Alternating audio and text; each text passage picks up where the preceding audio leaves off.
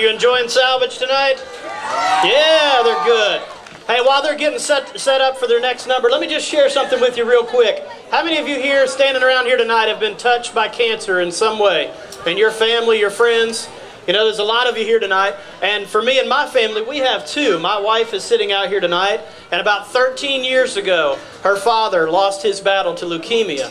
And I remember being there with him when he was in the hospital in his last few days. And I remember sitting there with him, and he was just the funniest guy in the whole world. And I was sitting there with him, and man, he was so ready. He was ready to see God. He was ready for it to be over. He was suffering. He was tired. And I remember him looking over at me and saying, "It's time, I'm ready." And he was crying, and he was quoting Bible, and he was singing, and he was doing everything he could. And then all of a sudden, the whole room got real quiet, and he just stopped talking.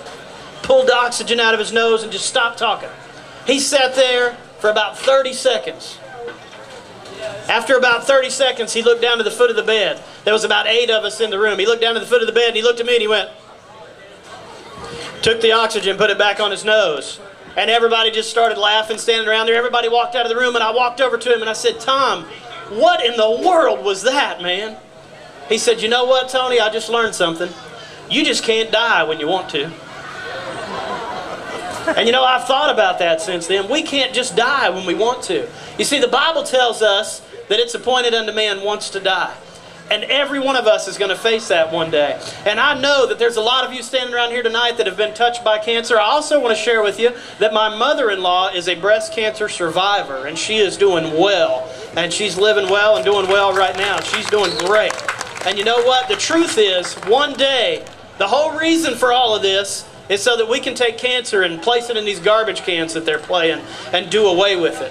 But you know, a lot of it is, in our lives, we get torn by so many things, and God's just there waiting for us. You see, every one of us was born with something called a sin nature. Every single one of us is born with the idea that we're going to make mistakes. And you know what? There's going to come a day when Jesus is going to come back, and He's going to wipe it all away, and He's going to take all of our sin, and He's going to place it in garbage cans where we don't have to mess with it ever again.